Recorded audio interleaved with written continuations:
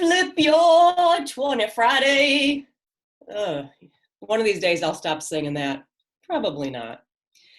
Welcome back to another episode of Flip Your 20 Friday. As you can see, we have a special guest for this special episode in the midst of COVID-19. So we're practicing our social distancing, but we want to keep bringing you great value. So if you've been watching the Flip Your 20 Friday videos or the Monday with Molly and you're getting good value from it, or your friends or your family, please go ahead and subscribe below so we can keep sharing some good, productive, positive content, which we all need every day, but certainly right now.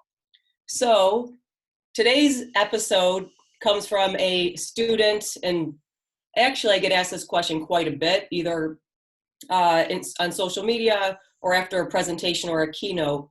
And today's topic is about LGBTQ issues and finding your sexuality, how you find your sexuality.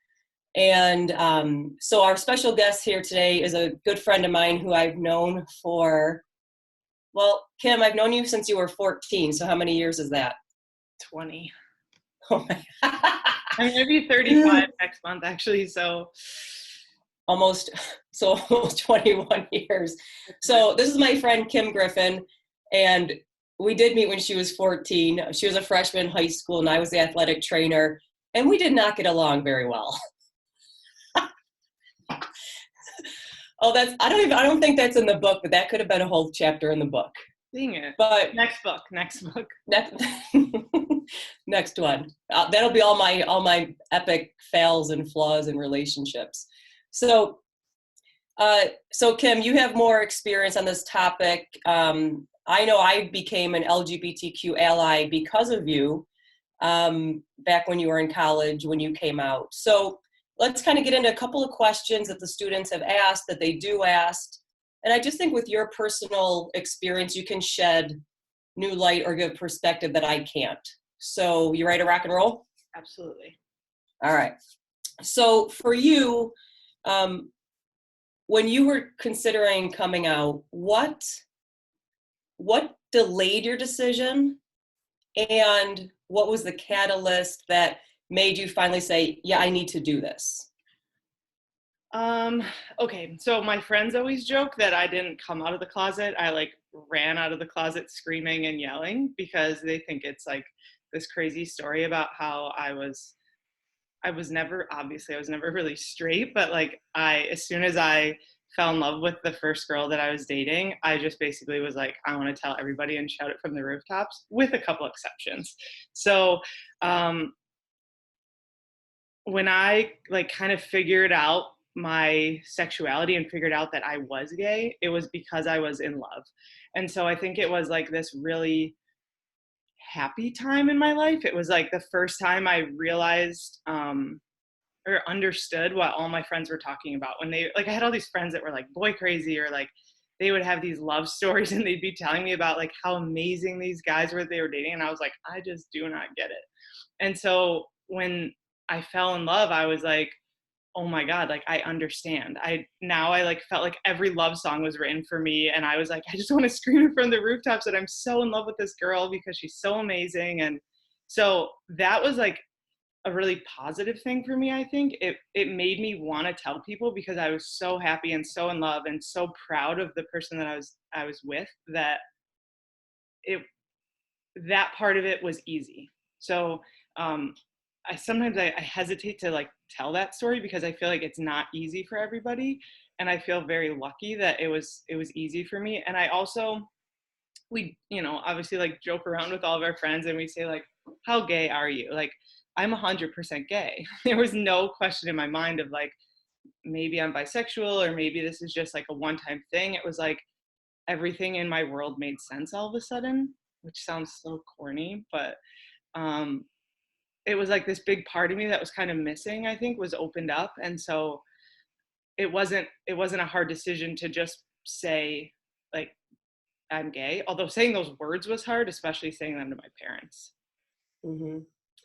And go ahead. Yeah. And what was, especially I know, because knowing your story, what was the hardest part or the thing that really prevented you or delayed from coming out, especially maybe with family, and then how that ended up turning out? Yeah, so the thing I think that worried me the most was coming out to my dad, and my grandma, who I never actually came out to. She was like in her 90s when I was, yeah, like, yeah. So I never came out to my grandma. She was one that worried me, but my dad was the one that worried me the most. And because he's very Christian, and he's born again Christian, and he also, like, in my life in the past had made comments and said things that were like really offensive. And I think I just kind of like tucked those away. From the time I was a kid, he would say things that were like rude and offensive to the LGBTQ community. And back then it wasn't called that, but it was just the things he said made me realize and recognize that he wasn't going to be open to me being gay, or so I thought. And so telling him was the hardest thing. I started out with my family. Well, I started out telling my friends, and they were all amazing. Like, I had really great responses from them. And then I told my sister, because I thought she was like the safest person for me to talk to about it. And she knew that, I say the girl I was dating, Jessie, she's now my wife. So she knew Jessie, and like we had hung out all as friends. So that was helpful. And then I told my mom, which was like, it took me 3 months, which I know people that have gone their whole lives without telling their parents that they're gay. Like, I have friends that are in their 50s and 60s, and they still can't say those words to their parents. And I waited 3 months, and I think I like gave myself an ulcer because I'm not a good liar. And it was like really paining me to hold it in. Like, I was so sad all the time. And I say that, and it's like, God, 3 months, like, suck it up. But like, it was the hardest 3 months of my life. But also I was in this amazing relationship with this amazing person who I just wanted to like be able to be open about it with. So I told my mom, and I said, don't tell dad, please don't tell dad, because he's not going to understand, and he's going to kick me out. And I was away at college. I told her this over the phone, which was probably not great, but she came down to visit me the next day with my dad, and she told my dad. She's just like me. She can't keep anything a secret, and told my dad. And my I dad, don't think I knew that part, that she told him on the way down. I don't know if she told him on the way down or if she told him that night, but like, my dad was so mad at me the next day, and I was like, I knew you'd be mad. And he was like, I'm not mad that you're I don't know what he said. I'm not mad that you're dating a girl. I'm mad that you thought you couldn't tell me, because nothing changes. Oh, I'm gonna get emotional. I know, I'm getting a little choked up too. Yeah, anytime I tell this story, it's like we're going on 15 years. Jesse and I've been together 15 years, and I still like.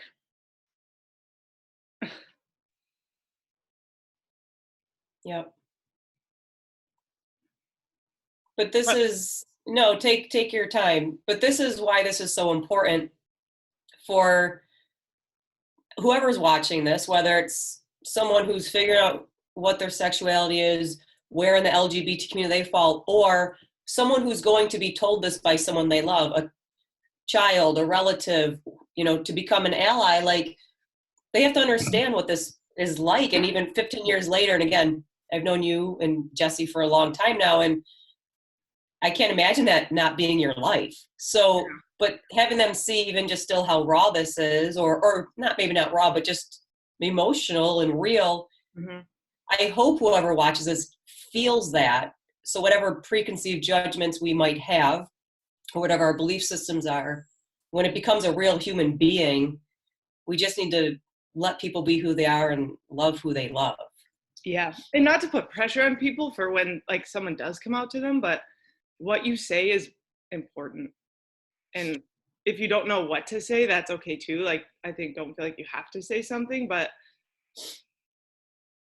it's like, I think all of our friends have like their coming out story, and they all tell it, and it can be really positive or really negative. So I think it's important to just think about it. And like, even if you need time, and you can say like, I don't really know what to say right now, but like, give me some time to like process it and think about it. I think that's very valid, because it's like, my mom kind of was like that. She didn't really say a lot, which I was like, say something, please say something. But like, she really didn't know what to say, and she had a lot of questions, and like, but she didn't say anything negative, which is so important. And I think it really is like made the whole thing a lot easier, because she wasn't sure, and she was like, oh my God, like what does this mean? Like, do you want to, I remember she was like, do you want to marry a woman? And I was like, well, yeah, duh. Like, and I think she was like, oh my gosh, like just didn't know how to think about it. But Yeah. she took a little bit longer to come around. She's always been really accepting, but like, you know, it wasn't like they were like, oh, let's throw a party, the Kimmy has a girlfriend, like nothing like that. But it took a while, but now they're like our biggest allies, and they come to Pride, and it's really cute. Yeah. And that was 15 years ago. That was 2005. Yeah. Right. And, you know, and even if they don't know what to say, they can certainly say, I love you. Like, yeah, I got to figure out my beliefs, feelings, but I still love you. Yeah. Like, no matter what, I love you. That's like the Yeah. number one most important thing to say. Yeah. Number one. With, you know, one of the things I know when we talked before we recorded, when students ask me about this, or they'll come up and they're like, I think I might be gay, or I'm transgender, but I can't really be like that in my house. And so one of the pieces of advice I always share is, like, I'm a big fan of, you got to know your audience in any context. So, and I think you alluded to it a little bit with, I always say, like, if you're watching a TV show and someone on the show is from the LGBTQ community, and you're, say, a parent or parents or siblings are like just being nasty about it or judgmental, they might not be the people to come out to right now. So finding that, I think you had said like a safe person. I always say someone who is going to be understanding and with you no matter what, whether it's a teacher, a counselor, a friend. So how did that come into play with your decision too? Or do you agree with that? Yeah, no, I think that that's definitely smart. Like, you got to kind of like gauge your room and know who's around. And I still do that to this day. Like, I've been married now for 6 years, almost 7 years. And there's times like where it's not the first thing I tell people about me. Some people it is, because I think it's not the first thing, but you know, like I can be open and say my wife this, or like this is, you know, explain my family. But there's people who I don't say those things to. But when I was coming out, I think I was lucky. I had my best friend from high school. She had come out to me probably in our freshman year. So it had been like at least a year that she was like, hey, listen, you know, I have this girlfriend and I'm in love. And I was like, okay, like that's cool. And so she was obviously somebody that was really easy for me to tell. And then my best friend at school, I like my two closest friends in college. One, I like just kind of knew that she was probably gay too. It was like, you have that sense. And so when I told her, she was actually like I think she was the first person I told. I knew she'd be accepting, because I knew that she had also dated a girl, even though it was like a secret that I wasn't supposed to know. And so she was like, I said, I think I'm in love. This was over the summer. I called her. I was like, I think I'm in love. And she was like, really? I just lost some sound for you. Oh, I think I might have just been talking quiet. I can't hear you. Let's see. We'll keep going. We'll figure it out here. Okay. This is social distancing 101. Can you hear me? Yeah, I can hear you. Oh, okay, we're back. Okay. Awesome. Okay, so I called up my friend and I was like, hey, I think I'm in love with somebody. And she was like, really? Like, who is it? And I was like, it's a girl. And she was like, no, that's okay. That's amazing. Because like she was safe. And then like I like, you know, told a couple more people, and then I had all amazing reactions. One of my friends is actually my best friend to this day, said, I think I like you more. Like, you're more interesting. And I was like, cool, that's awesome. Which she also has a girlfriend now. So it's like, I don't know, you tell these people that you feel like are going to be safe and have good reactions, but that's not guaranteed. Like, anybody can have any reaction. And I guess you got to kind of like be prepared for that. Yeah. And you might be expecting someone to have a great reaction and it's not great. And you might be expecting somebody to have a horrible reaction, like I was with my dad, and it turns out to be, you know, totally positive. So yeah, that's part of it, is like, you can't control how people react, and you have to just be sure that you're doing the right thing by being true to yourself. And if somebody is not gonna accept that or be, you know, supportive of that, then I think you have to be prepared to maybe not cut, you don't have to cut people out of your life, but be prepared to not lean on that relationship. So that I think is super important. And with my family, like I said, I told my sister first, and she was like, I've known since you were 5. And I was like, thanks. But, That sounds yeah. like something she'd say. Yeah, she was like, I was hoping you'd figure that out soon. Yeah. And that's one of the things I have found with the students that I work with too, who, when they share that with me, or they think they're gay, or they know they are, but they've been dating someone of the opposite gender, or and then we follow up usually on Instagram, and they, I would say 9 out of 10 times is, and I've shared some of these messages with you, is 9 out of 10 times is, oh my gosh, my mom was totally supportive. Like, she didn't get mad at all. Yeah. Or, I can't believe how great my parents or my dad reacted. So you're right. You don't know how someone will respond. But I'm hoping in this day and age too, I mean, it's 2020, that there's more love, acceptance, inclusion, and everything. I think we're on that trend. Yes. But I'm glad that those are the responses that I'm getting from a lot of the students. Yeah. And I think a lot of times parents just, they know, right? Like, they might know, but be in a little bit of denial. Or I think my mom said that to me too. She was like, we kind of thought that, but I was like, why didn't you just ask? She was like, how do you ask someone that? I was like, I don't know, but it would have made it so much easier. But it's hard to say the words. It's hard. Like, I don't think I could say like I'm a lesbian until like it was years. And even I could say my girlfriend, that was really easy. But when we got married, to say my wife felt weird. So it's all just a process, and it's not going to just like, I say like I jumped out of the closet, but there's still that process of trying to figure things out. And like, it's always going to be like that. You go through all these phases of your life, and a lot of our friends are like having kids now. And it's like, everyone's like, when are you guys having kids? Like, I don't know. We're not having kids. Like, all these unanswered questions. And it's a process. Like, it's always evolving and it's always changing. And the goal is to just like be true to yourself and the things that you believe in, and don't try to conform fit with what other people think you need to be. Yeah.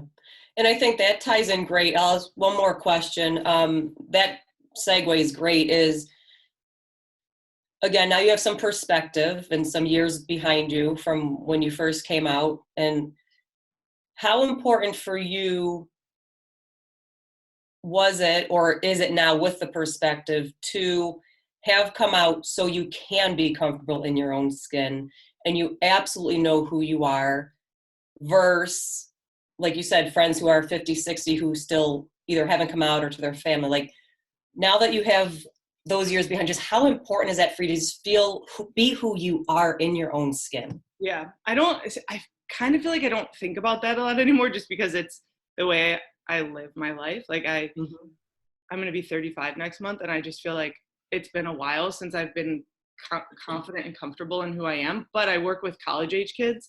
And so I see them going through this process, and I see them, like, for example, I had a student, she graduated last year. And when she came in, she was like super girly and was like always, had these boyfriends, and she was really sad. Like, inside, she was so sad, and she really struggled with like letting people in and letting people really get to know her. So she kept everyone at arm's length, and she had a lot of relationship issues with like her teammates and her friends, because she would lie, and she would, like, she just couldn't let people in because she was so afraid that they would figure out what she was, who she really was. And so over the course of 4 years, she figured things out, and she was able to come out to her family and to her teammates. And it was not easy. Like, she did not have a super supportive family. But she did it. And now it's like, she's graduated and she's so happy, and she's in a really great relationship. And it affected her whole life, the way, holding that in and hiding it. And I did it for 3 months, and like I said, I had an ulcer.